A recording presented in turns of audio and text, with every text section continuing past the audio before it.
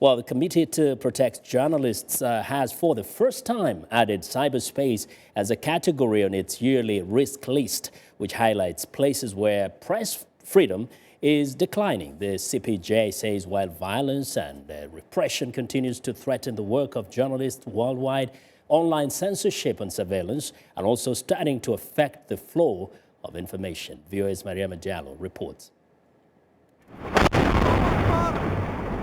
CPJ's list of countries with the biggest decline in media freedom includes Egypt, Bangladesh, Syria, Ecuador, Liberia, Zambia, Russia, Vietnam and Turkey, where hundreds recently protested against planned new restrictions on the internet. Turkey is the leading jailer of journalists in the world. People have been shot with less lethal rounds and tear gas and sprayed with high-pressure water cannons in the streets in protest of this bill. Jeffrey King is the Internet Advocacy Coordinator for the CPJ.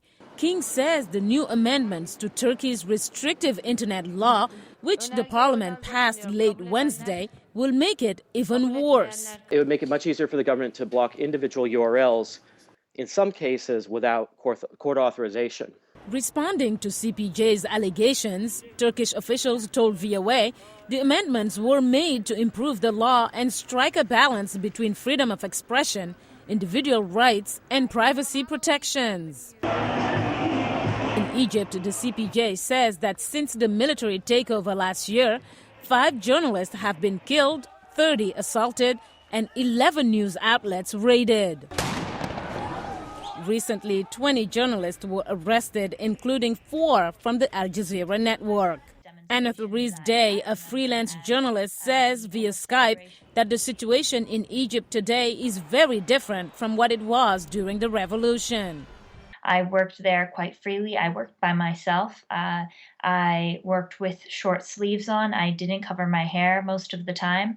Now that would be unheard of for someone that looks like me. Day says she left Egypt because it was no longer safe. Wars remain the biggest threat to the lives of journalists.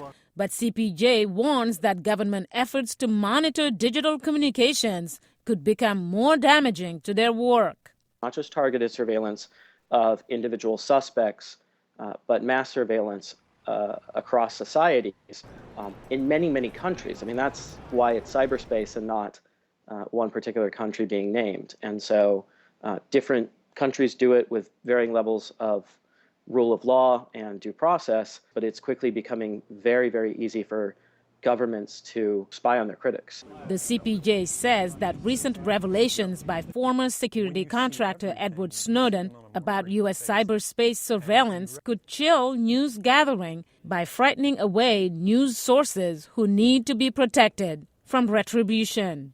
In Washington, Mariama Diallo, VOA News.